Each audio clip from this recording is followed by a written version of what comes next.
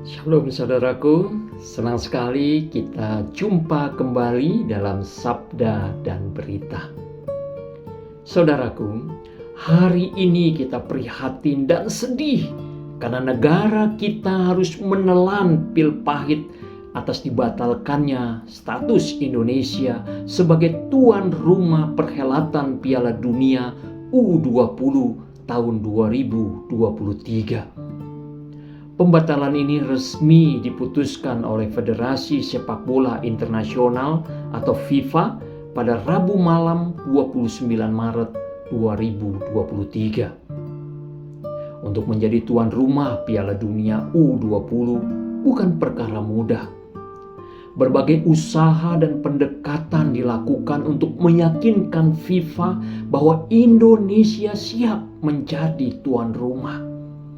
Akhirnya, pada tahun 2019, Indonesia berhasil mendapatkan kepercayaan FIFA dan ditunjuk sebagai tuan rumah. Sudah sekitar 4 tahun Indonesia mempersiapkan segala sesuatu untuk menjadi tuan rumah yang baik untuk suksesnya penyelenggaraan Piala Dunia U20 ini.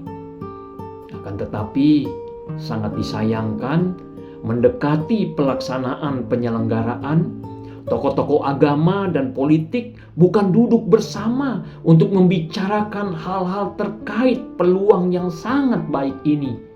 Melainkan mereka justru mengumbar komentar dan memprovokasi masyarakat untuk menolak tim kesebelasan Israel untuk bertanding di Indonesia.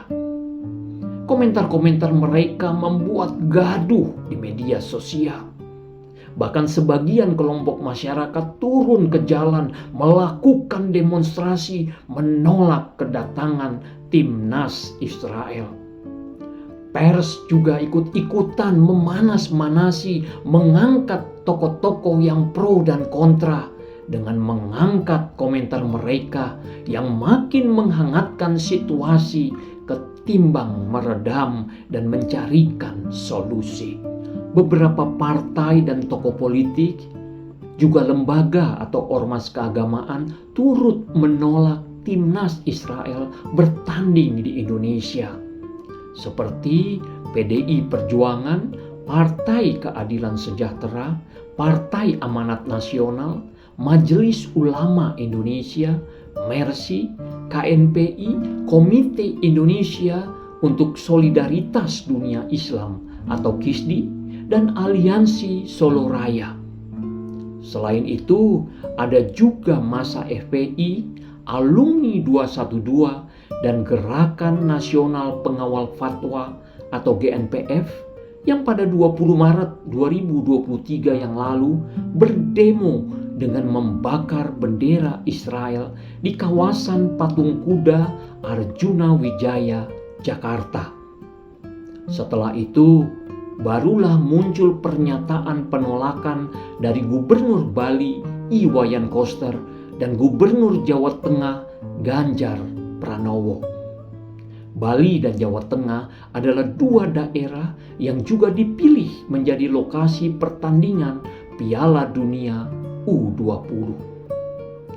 Penolakan oleh kedua gubernur itu tentu tidak dapat dilepaskan dari kebijakan partai yang menaungi mereka, yaitu PDI Perjuangan yang telah menyatakan menolak timnas Israel bertanding di Indonesia. Karena sekarang ini kita masuk di tahun politik, tentu partai-partai dan tokoh-tokoh politik sangat memperhitungkan suara dari calon pemilih mereka. Mereka kelihatannya tidak berani berseberangan dengan tokoh-tokoh agama, lembaga, atau ormas yang punya pengaruh dan pengikut yang cukup besar di Indonesia. Dalam situasi dan suasana kegalauan seperti itulah, Ganjar Pranowo tampaknya kena jebakan Batman dengan menyatakan bahwa dia menolak timnas Israel bertanding di Indonesia. Lihat situasi dan menimbang pernyataan para tokoh itulah, FIFA akhirnya memutuskan untuk membatalkan Indonesia sebagai tuan rumah Piala Dunia U20. Pembatalan ini tentu membuat masyarakat Indonesia, terutama tim Garuda Muda, yaitu Timnas U20 Indonesia, sangat sedih dan kecewa. Tim Garuda Muda mengikatkan pita hitam di lengan mereka sebagai tanda berkabung. Telah mati harapan mereka oleh tokoh-tokoh agama dan politik di Indonesia. Tim Garuda Muda sudah mempersiapkan diri mereka untuk bertanding sebaik-baiknya. Sebab inilah pertandingan yang sangat mereka harapkan sebagai pertandingan bersejarah. Karena mereka bisa bertanding di pertandingan Piala Dunia, bertemu dengan tim kesebelasan dunia. Tentu saja Timnas Indonesia bisa ikut bertanding karena status Indonesia sebagai tuan rumah. Masyarakat di Bali dan Jawa Tengah juga sangat kecewa. Mereka sudah mempersiapkan diri dengan berbagai hal terkait perhelatan dunia ini. Stadion yang akan digunakan untuk pertandingan juga sudah siap sedia. Para pengusaha UMKM dan usaha pariwisata juga sudah berbenah. Ada kebanggaan dan harapan untuk suksesnya penyelenggaraan Piala Dunia U20 ini. Suatu kesempatan bagi Indonesia yang sudah puluhan tahun tak terbayangkan bisa menjadi tuan rumah Piala Dunia, meskipun untuk kategori U20. Sekarang setelah diperoleh, terpaksa harus lepas hanya karena ketakutan dan ketidaktegasan para pengambil keputusan. Ini pengalaman pahit dan duka bagi tim Garuda Muda dan masyarakat Indonesia. Duka karena tokoh-tokoh agama dan tokoh-tokoh politik mencampur adukan masalah politik ke dalam olahraga, khususnya sepak bola. Bagaimana persepak bolaan kita bisa maju jika kita tidak bisa memisahkan dunia olahraga atau sepak bola dari politik?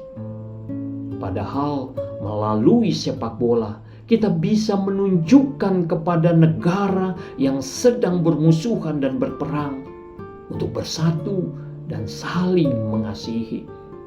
Sebab melalui pertandingan sepak bola kita bisa belajar tentang nilai-nilai kehidupan seperti kerjasama, kreativitas, sportivitas, kejujuran, dan makna kasih persaudaraan antar negara. Dengan sepak bola kita sudah puluhan tahun merasakan adanya kesatuan dan kasih persaudaraan antar tim dari berbagai negara.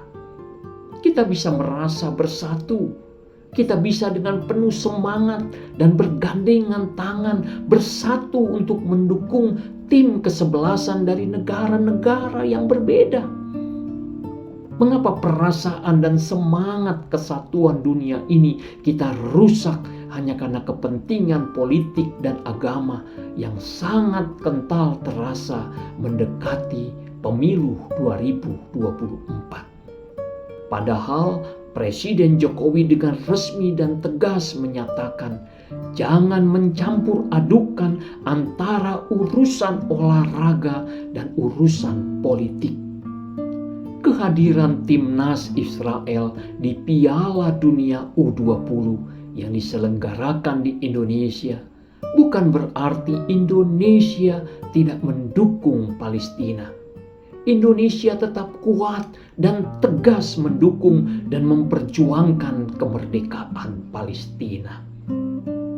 Saudaraku, masalah pembatalan Indonesia menjadi tuan rumah Piala Dunia U20 ini kelihatannya akan digiring untuk terus menjadi masalah politik dengan Pak Ganjar Pranowo sebagai kambing hitamnya. Kita tahu elektabilitas Pak Ganjar terus meningkat, sehingga tidak heran kalau banyak pihak yang akan menghempangnya. Semoga dengan kasus ini Pak Ganjar akan semakin berhati-hati dan berhikmat untuk tidak termakan oleh jebakan Batman dari siapapun. Saudaraku, mari kita terus berdoa untuk Indonesia yang lebih baik. Khususnya berdoa untuk timnas Garuda Muda agar mereka tetap tabah dan bersemangat.